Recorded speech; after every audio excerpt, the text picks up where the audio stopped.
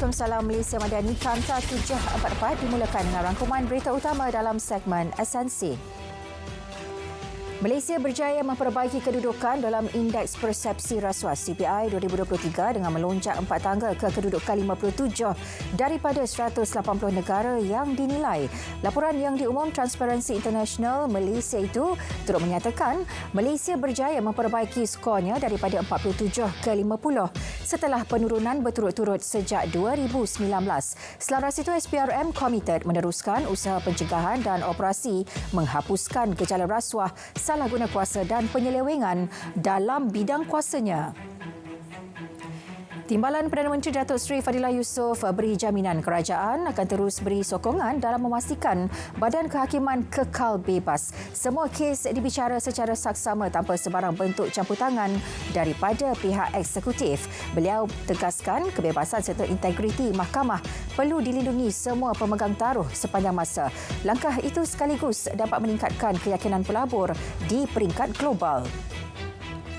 Dalam pada itu, Datuk Seri Fadilah memberitahu Malaysia berada di kedudukan yang baik dari segi politik dan kedudukan ekonomi tahun ini. Jelas beliau, di sebalik pelbagai cabaran dan perkembangan global, negara mampu menampan sebarang kejutan luaran. Antara cabaran tersebut termasuk konflik geopolitik, berterusan Eropah dan Asia Barat, perang Gaza dan risiko kadar faedah tinggi. Bantuan subsidi pembelian tiket penerbangan dari Semenanjung ke Sabah dan Sarawak pada musim perayaan akan diteruskan bagi sambutan Tahun Baharu Cina dan Hari Raya Aidilfitri. Menteri Pangkutan berkata Disember lalu seramai 6,369 penumpang menerima manfaat subsidi berkenaan pada perayaan Christmas yang melibatkan implikasi kewangan melebihi 2.7 juta ringgit dengan purata subsidi ditanggung untuk setiap tiket bernilai RM429.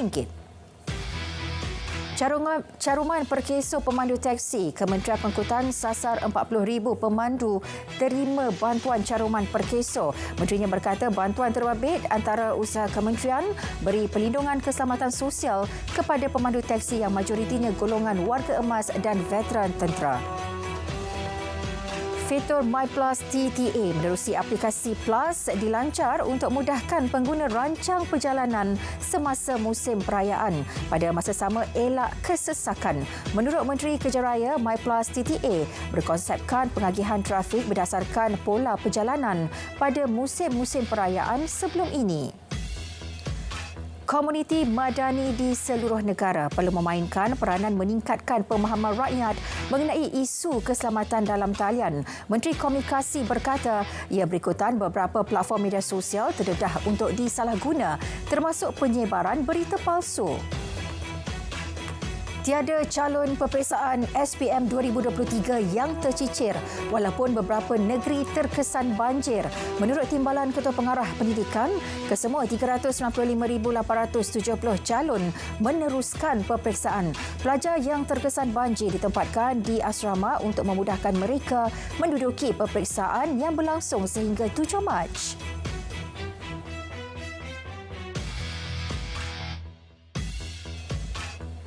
Tujuh pusat peperiksaan alternatif disediakan JPN Kelantan bagi calon SPM dan STPM sekiranya berlaku banjir di negeri itu.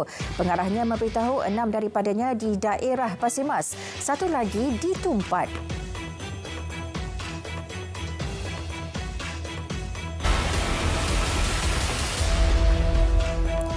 Seorang pemandu lori dihukum penjara 6 bulan selepas mengaku bersalah mengancam menembak mati Perdana Menteri. Hakim Mahkamah Session Kuala Lumpur memerintahkan hukuman berlangsung bermula semalam.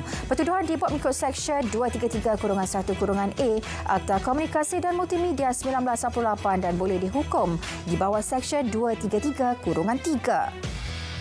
Pasangan suami isteri antara 3 di Berkas di Sepang dipercayai direkrut menjadi keldai untuk membawa dadah bernilai 1.2 juta ringgit ke Miri, Sarawak pada 24 Januari lalu. Ketua Polis Selangor berkata peperiksaan pada bagasi di bawah suspek menemui 38 bungkusan plastik disyaki mengandungi dadah metafetamin seberat 36.53 kilogram. Hasil siasatan awal, mereka diupah oleh sindiket dengan bayaran RM10,000 bagi perjalanan tersebut. Polis Johor berjaya rampas 81,400 liter minyak diesel bersubsidi dalam satu serbuan di sebuah premis di Plentong, Masai. 4 orang lelaki berumur antara 32 hingga 43 tahun yang disyaki terlibat turut ditahan. Ketua Polis Johor dalam satu kenyataan berkata, pasukannya turut merampas 5 pam bermeter, 3 pam tanpa meter serta hos yang disambungkan dengan beberapa buah lori. Kes disiasat mengikut Seksyen 21 Akta Kawalan Bekalan 1961. Sebuah kilang perabot di Sungai Rambai dikenakan tindakan undang-undang dan kompaun oleh JTK Melaka kerana menyediakan penginapan yang daif kepada pekerja. Penginapan itu didiami 66 pekerja asing membabitkan warga Bangladesh, Nepal dan Myanmar. Antara kesalahan yang dikesan termasuk ruang penginapan yang tiada pengudaraan, melebihi kapasiti dibenarkan serta tandas dan dapur yang kotor. Kementerian Perumahan dan Kerajaan Tempatan berjaya selesai 11,361 kes Tribunal Perumahan dan Pengurusan Strata bagi tahun lalu. Menurut menterinya, jumlah tersebut meliputi jumlah penyelesaian tuntutan Tribunal Tuntutan Pembeli Rumah dan tuntutan Tribunal Pengurusan Strata yang melibatkan 1,331 kes tuntutan pembeli rumah, manakala 10,030 kes tuntutan pengurusan strata. Penjualan ubat terapi antiretroviral Highly Active Antiretroviral Therapy HART yang tular adalah termasuk dalam kategori ubat yang dikawal di bawah Akta Racun 1952. KKM memaklumkan ubat itu hanya boleh dibekalkan pengamal perubatan dan ahli farmasi berdaftar dengan preskripsi daripada pengamal perubatan berdaftar bagi tujuan rawatan perubatan. Bagi mengatasi kerosakan jalan akibat kenderaan berat, Kerajaan Johor rancang untuk guna turapan blok jenis konkrit terutama di sekitar Pasir Gudang. Menteri Besar menjelaskan turapan jalan menggunakan kaedah itu terbukti lebih efisien bagi menampung kenderaan berat. Beliau mohon mesyuarat penyelarasan dan koordinasi pelan penyelenggaraan dilaksana dan diperinci semula ia bagi meneliti kaedah lebih efisien untuk selenggara jalan. MyApps peruntuk RM334,000 untuk pelaksanaan program Rezeki Subuh selama 40 hari bermula 1 Februari ini. Menerusi program ini, sebanyak RM3 akan diberikan kepada setiap kanak-kanak setiap kali mereka hadir menunaikan solat subuh berjemaah yang melibatkan 101 buah masjid di seluruh Perlis. 14 pasartani baharu disasar untuk dibuka tahun ini. Selain 40 pasartani sedia ada dinaik taraf dengan nilai jualan RM200 juta tahun ini. Ketua Pengarah Fama berkata, setakat ini terdapat 223 pasartani di seluruh negara yang melibatkan penyertaan 8,542 usahawan. Dalam pada itu, Fama memaklumkan jualan agromadani catat nilai jualan RM4.4 juta setakat 21 Januari lalu yang melibatkan 4,120 usahawan dan telah memberi manfaat kepada 324,000 isi rumah. Tapak Frame Forest Park Selangor telah dicalonkan kepada UNESCO untuk diangkat sebagai tapak warisan dunia bagi sesi penilaian 2024-2025.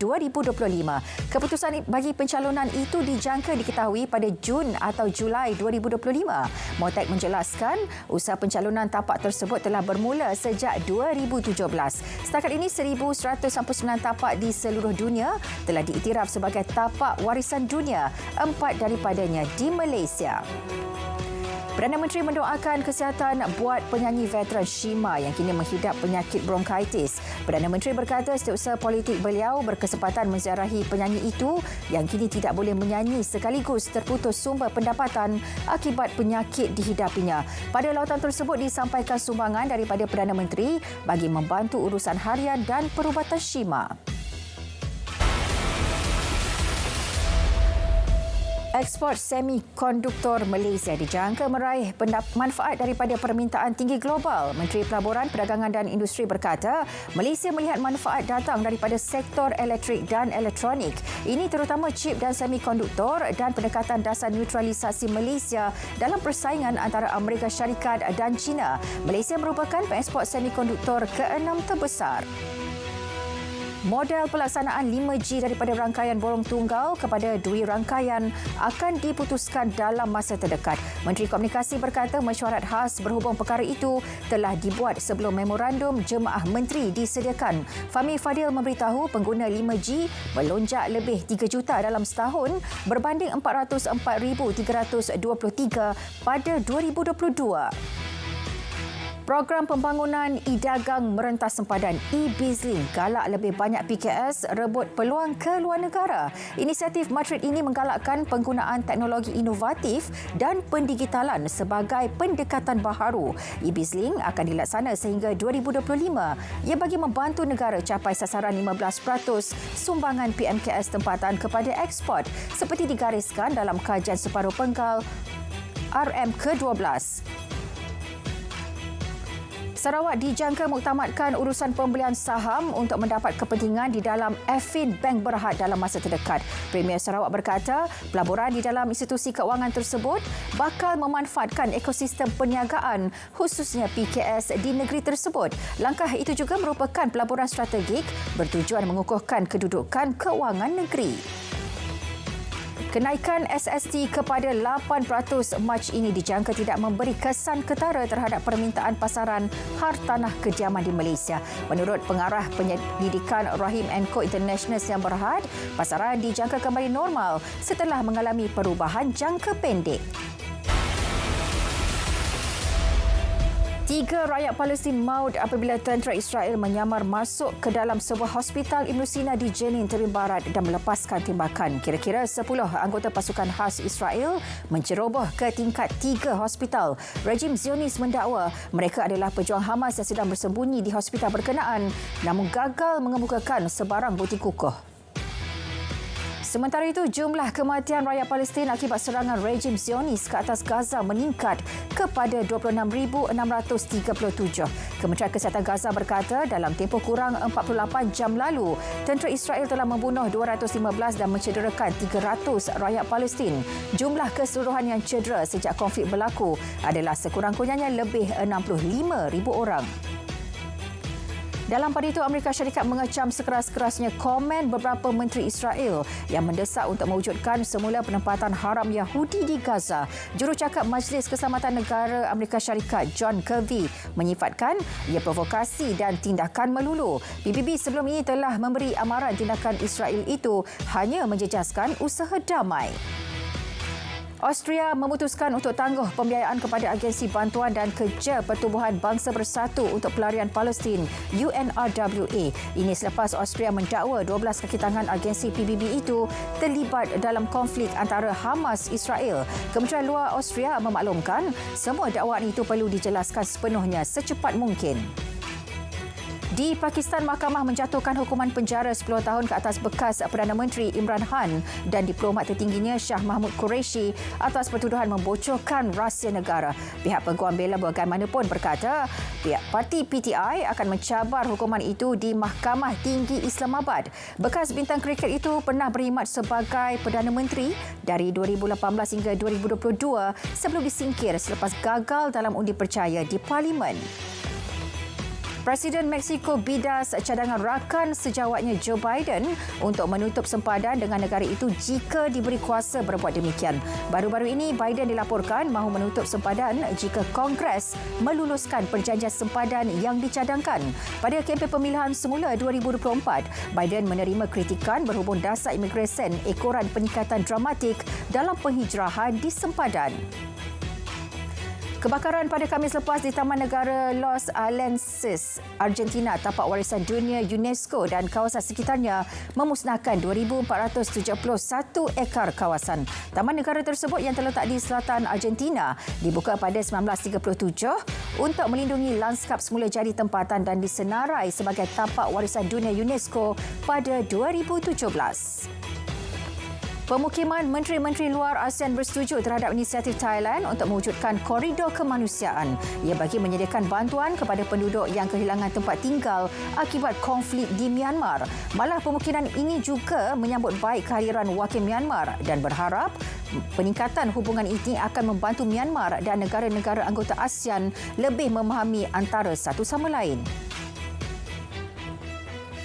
Kanta 744 berakhir di sini. Dari sungai ke segara, Palestin pasti merdeka. Malaysia Madani, tekad perpaduan, penuhi harapan. Assalamualaikum.